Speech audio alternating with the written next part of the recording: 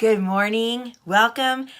Thanks for joining me for this week's book club discussion. Remember, this month I'm reading and discussing You Are a Badass by Jen Sincero.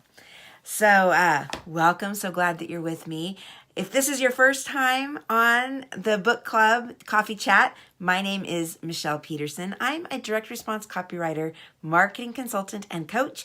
I'm the founder of Exactly Right Online Marketing Agency and the Marketing Results Academy. So, welcome. Now that we've got introductions out of the way, let's just jump right in. So, excuse me. So today we're going to talk about just chapters 1, 2, and 3 of the book, and it's pretty interesting. The first chapter is about your subconscious, and your subconscious versus your conscious mind. And I think we all know this, but we don't really spend a lot of time thinking about it, right? That well, let me read the opening quote. And she's quoting Jenny Holzer, who is an artist. And the quote is, "You are a victim of the rules you live by." Right? You are a victim of the rules you live by. And I bookmarked another part. Actually, I bookmarked several and highlighted all over the place. But, and then she goes on to say in her own words that most people are living in an illusion based on someone else's beliefs. So your subconscious mind is what you develop or what develops when you're a little kid, when you have no filter, when you just believe everything that happens around you in the world, right? So when your mom and dad are, if your mom and dad are fighting, and I mean physically, violently fighting, well, then your subconscious mind believes that that's what moms and dads do, right? That's normal. Or say, on the other hand, that your mom and dad are loving, they hug, they kiss, they always have dinner together. Well, then that's what your subconscious mind believes that a loving mom and dad do. Now, later on, when your conscious mind develops, and that's when you're a teenager, then your conscious mind starts thinking about everything. But when you're a kid and you're developing all of your belief systems, it's based on what you are around, right?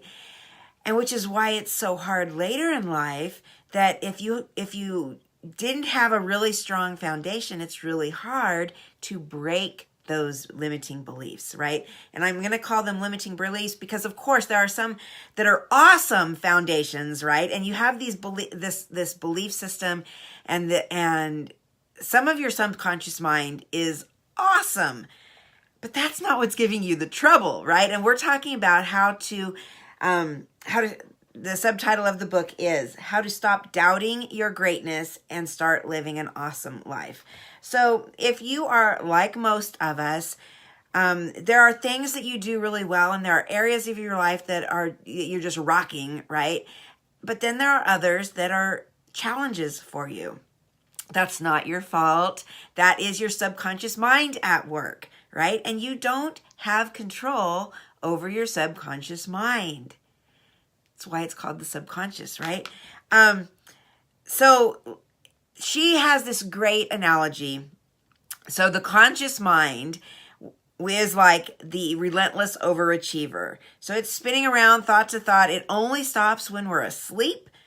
And then it starts right back up when you open your eyes in the morning or in the afternoon if you're taking a nap, whatever. When you wake up, your conscious mind is constantly going.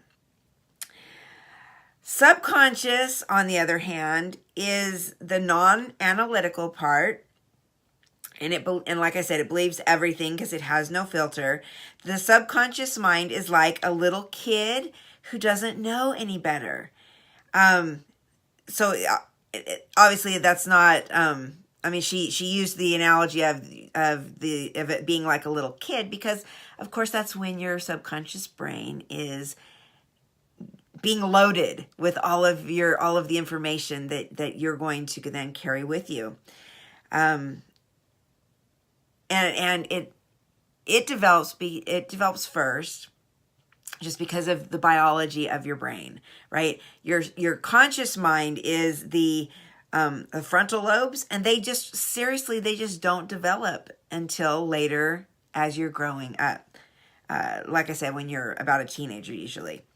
So the subconscious mind contains the blueprint of our lives, right? Because it's like the base memory, right? So does that make sense? And it's running the show because it holds our core beliefs. And most of the time, we really are mostly unconscious of these blueprints, these beliefs that are running our lives. But at the same time, this idea about you're in an illusion that wasn't of your control, that's pretty much because you didn't control what got put into your subconscious brain, right? It was everything else around you. Your parents are a big part of that, but everybody else that was around you, your extended family, your if you had childcare, if you had babysitters, all those people contributed to the blueprint of your life. So while our conscious mind thinks that it's in control, our subconscious mind doesn't really think about anything, but it's the one that's actually in control. Okay, she makes that point, and I highlighted that because I thought that's awesome. And she goes on to make the point that this is why so many of us stumble along in life, and we keep doing everything that we consciously know we should be doing, but have you ever felt like, something is just blocking you, something you're coming up against a wall?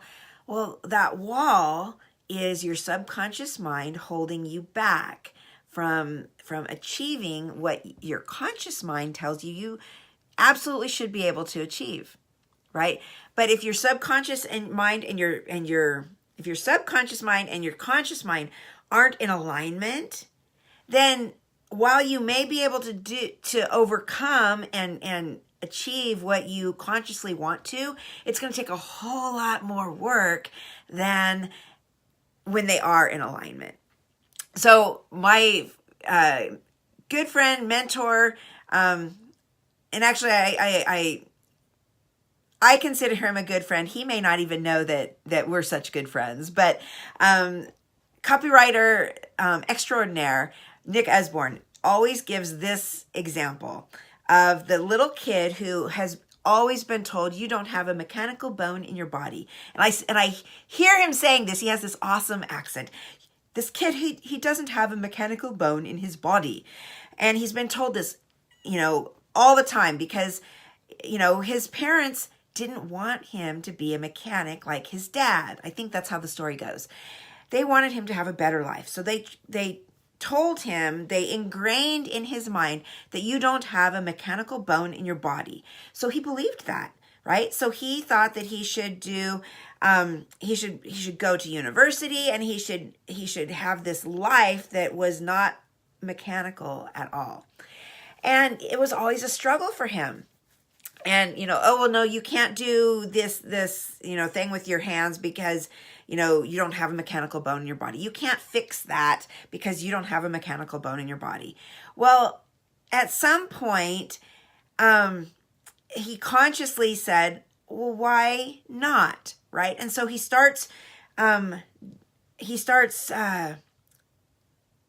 doing something mechanical and finds out he really does have an aptitude for it. Right?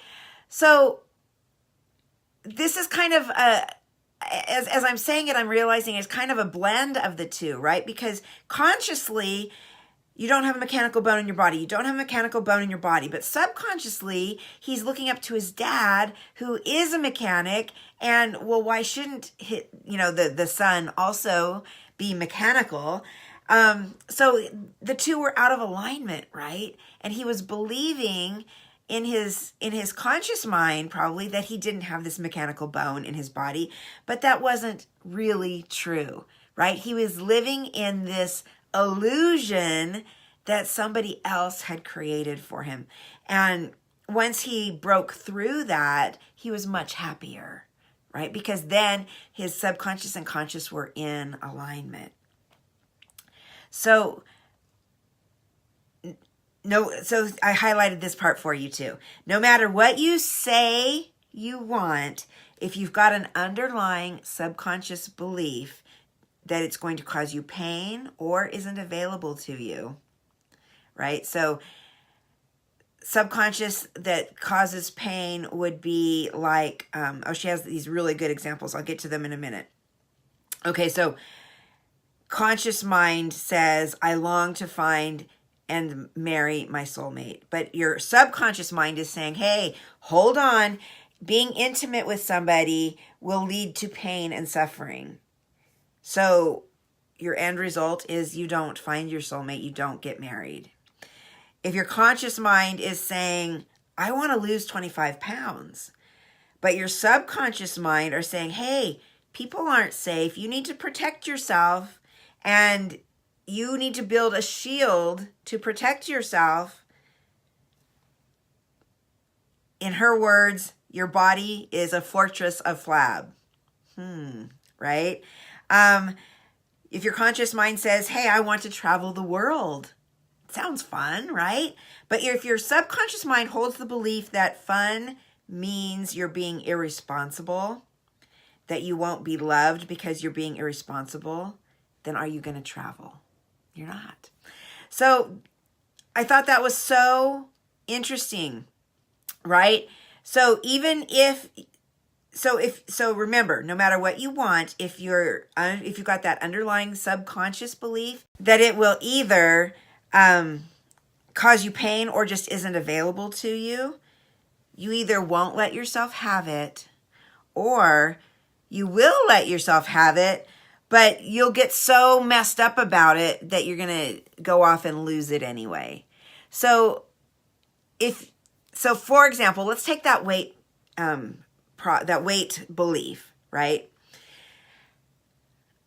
I have gained and lost weight a lot, right? So, at one point, at my lowest adult point, I was wearing like a size 4 and not anymore. But so I was able to get past my subconscious belief. I have some kind of subconscious belief about weight. I know that. I haven't done all the work to figure out what it is yet, but I'm working on it. But my point is, so I consciously can do all that it takes to lose the weight, but my subconscious belief is still, there's something in there that is saying you should not be thin. You need to protect yourself and you need to gain that weight back. And so I do, right? Isn't that interesting, right? So even if you can consciously get past that subconscious belief and you allow yourself to have it short term, if you don't work on your subconscious belief, you're going to get back, you're going to let it win, and you're going to get right back to what it wants, even though you're not even consciously aware of it. And so here I highlighted this too. So when our subconscious beliefs are out of alignment with the things and experiences that we want consciously, it creates this confusing conflict between what we're trying to create and what we're actually creating. And it's like we're driving the car with one foot on the gas and one foot on the brake. And if you've ever done that, you know you don't get very far doing it. And plus, it's not good for your car either.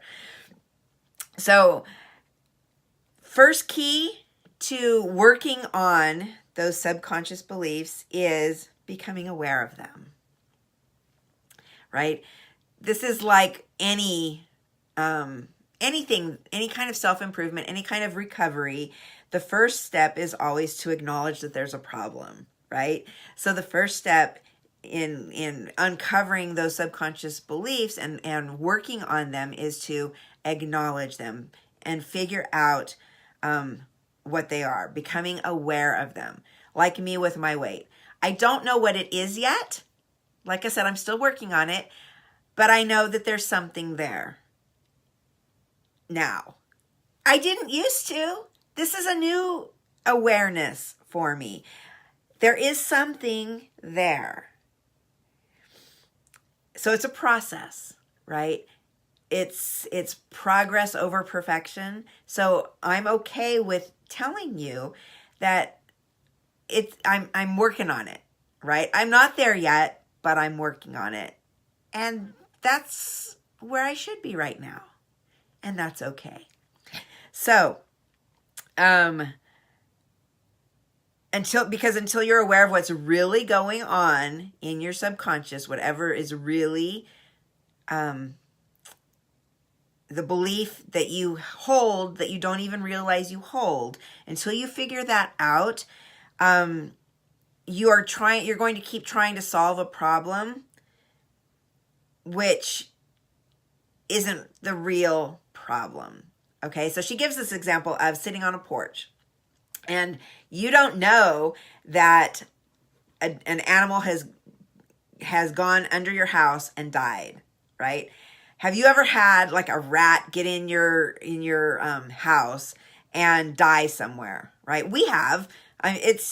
We live in an old neighborhood, lots of trees. We have possums. We have rats crawling around the phone lines, the electrical lines, power lines, and so it's gross, but it's not. We don't do anything about it. We set the traps. We keep them out. We if we see someplace that lets them gain entrance into the house, we fix it. But it happens, right? So it happened that, so this rat had gotten into the house and died. Actually, it had died in a wall. So if it had just died underneath the house, you go and you find the dead animal, you get rid of it, right? Well, it died in the wall. And at first, you're like, ew, so what's stinking? So, you try lighting candles, or you try spraying the air freshener, and it's not working. Because at first, it just kind of smells, musty and kind of off, right? If you've ever smelled a dead animal, after, a while, you figure out what it is, right? So this is like our becoming aware of our subconscious belief, right? Well, yeah, it's something died somewhere. So in this case, we crawled under the house, couldn't find anything, right? Looked up in the attic, couldn't find anything, which by, process of elimination means that it's in the wall. Now we did not open the walls and pull out the animal. We just lived with it until it decayed enough where you're not smelling it anymore. But like so the point was, in doing all of this air freshener and lighting candles and all of that, at first, before we realized what the problem really was, all of that we did wasn't going to solve the problem, right? It wasn't going to make that dead rat in the wall go away. And it didn't, right? It helped make it a little bit more easy to live with, but it didn't make it go away. So that's the same way that you're if you have that underlying belief in your subconscious, that dead rat in the wall, you can learn consciously how to live with it, but it's not going to go away until you actually do the work, right? This probably wasn't a good example because we never actually made it go away because we left it in the wall. But you don't want to do that with those limiting beliefs in your subconscious. So let's do the work to get that dead rat out of our house, okay? So she says that, she's going to go further in depth onto more steps to work on these subconscious beliefs. And in addition to just this book, I've been working on it other ways as well. So it's interesting that I'm getting this this repetition, right? That this is what I should be working on. Do you ever do that? So like when when you know that you should be working on something, or you just get, once you become aware of something, you start seeing it all over the place. Like when you get a new car, or when you're looking for a new car and you think, okay, so I am thinking that I like that Subaru Legacy. And then you start seeing Subaru Legacies all over the place. Or you think you like, I think I like that Audi. And all of a sudden you start seeing Audis all over the place. Well, they were already there. You just weren't aware of them.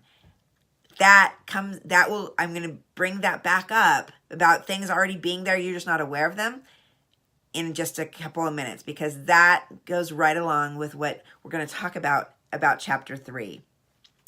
Okay, so become aware of what is blocking you, what is holding you back in your subconscious belief.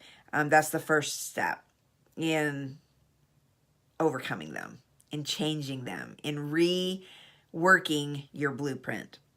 All right, chapter number 2 is about the G word, is what she says. The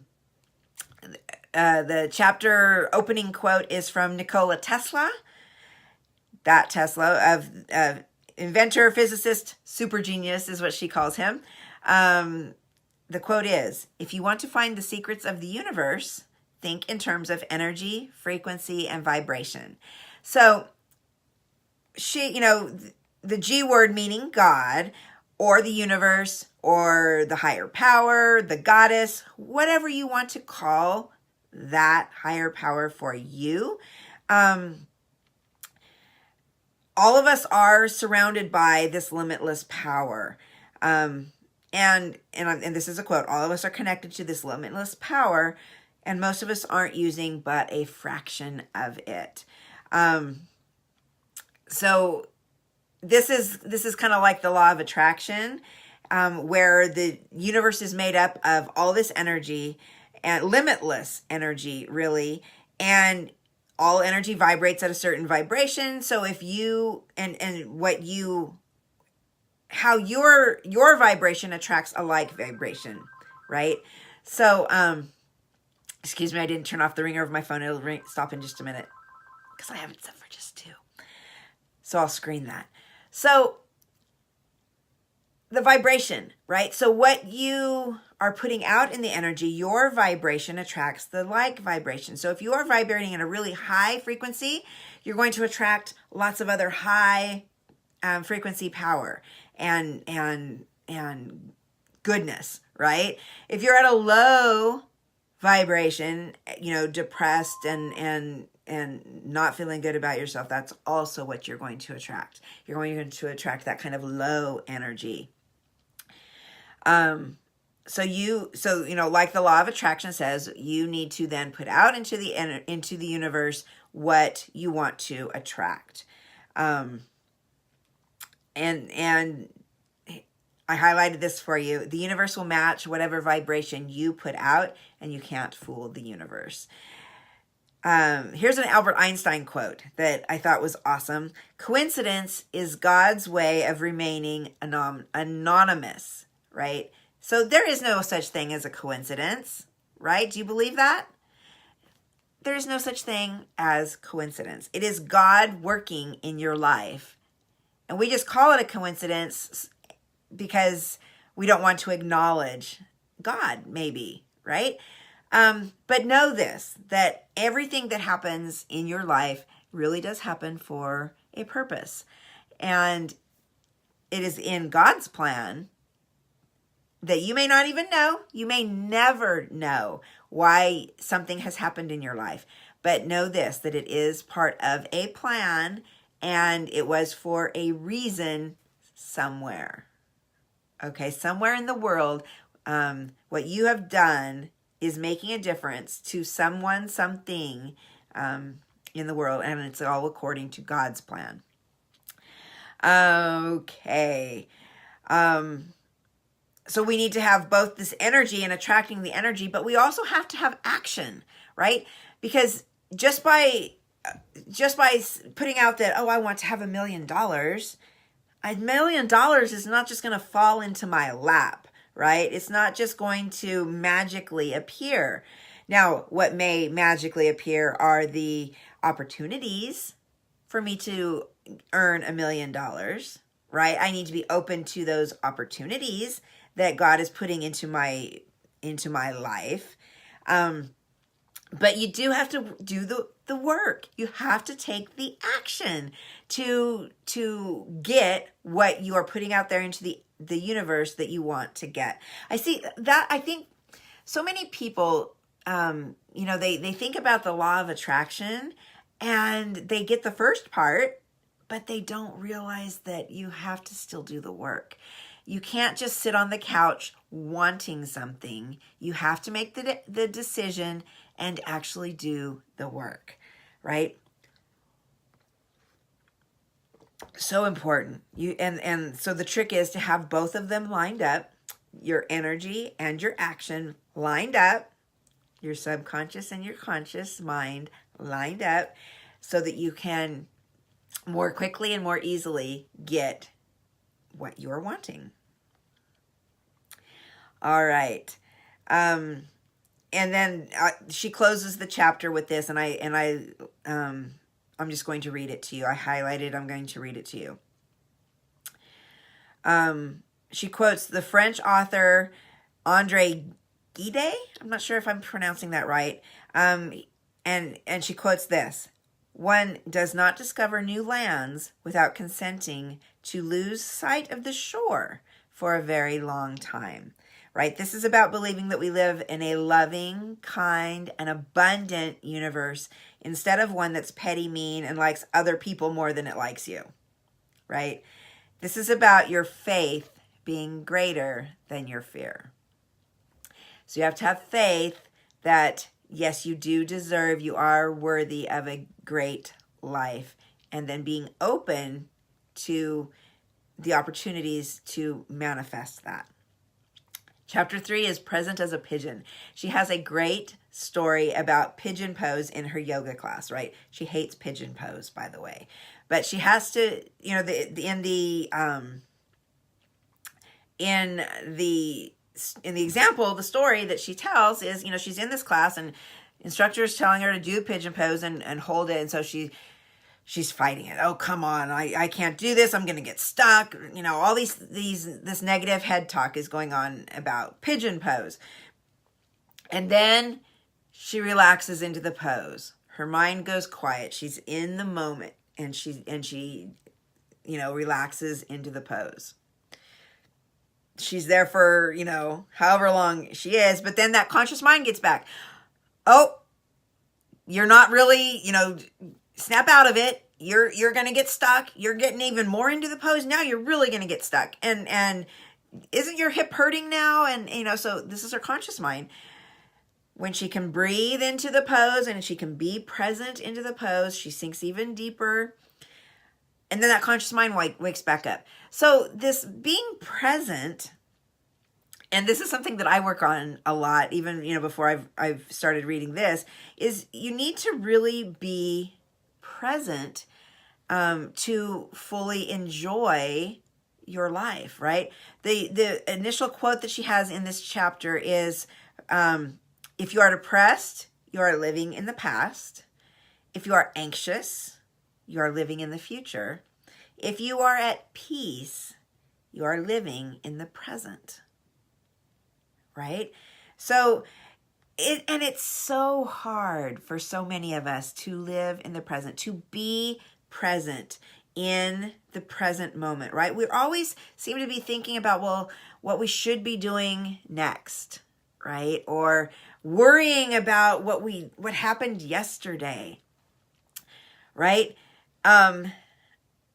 You may or may not know that we have 3 dogs, and animals are such good teachers about being in the present, right? They are totally in the present.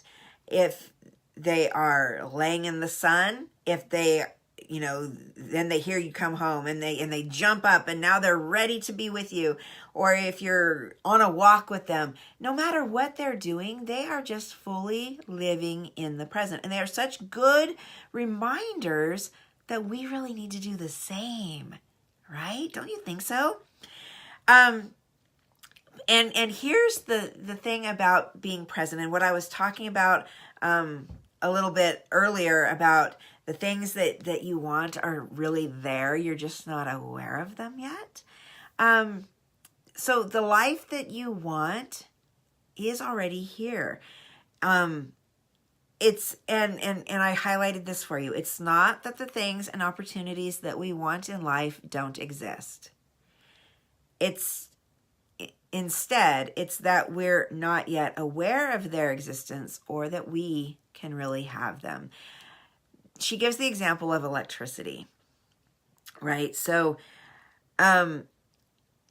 before the invention of a light bulb, electricity was here, right? We human beings didn't invent electricity. Before I had solar panels on my roof, the solar energy was still here, right? Humans invented the solar panels. Humans installed the solar panels on my roof, right? We are harnessing that solar energy. We didn't invent it, though. It was here. We just weren't aware of it or that we could use it, right? But when we become aware, then we can start utilizing it. And it's something that you have to train yourself to do, to be present, to live in the moment, to be open to seeing the opportunities and the things that you want, because sometimes they don't look like what you think they should, right? The more time, though, that you do spend in the present, the better your life will be. You will see these opportunities. You'll begin to recognize them. Then you can choose which ones you want to act upon, right? And what she says is the more time you spend in the moment, the richer your life will be. Being present gets you out of your head and connects you to that source energy, which raises your frequency and attracts the things of like frequency to you, right? So you have to get out of your head. I know we've been talking about the subconscious and conscious mind, but we really have to get out of our head and live in the moment. We need to try and shut off that conscious brain and live more in the moment. Okay? So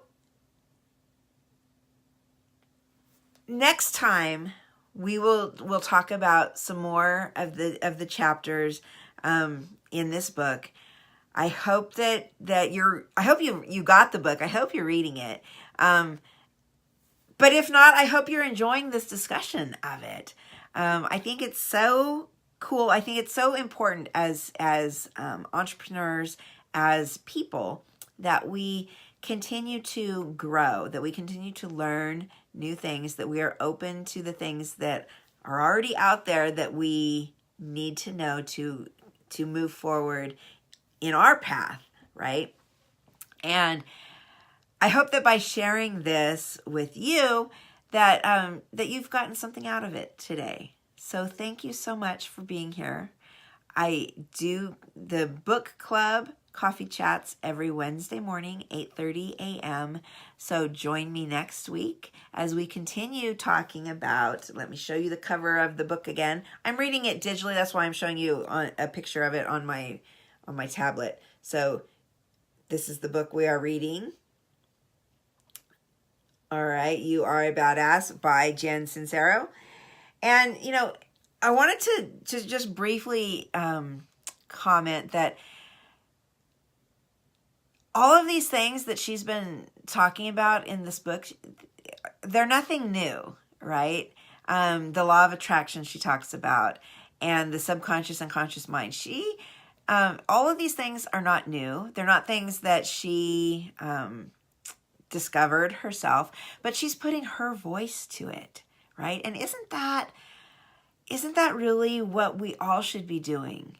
Shouldn't we all be taking the stuff that we know, the stuff that we have learned, and giving our voice to it, sharing it with people so that we can help make a difference. That's what I'm doing. I hope that's what you're doing as well.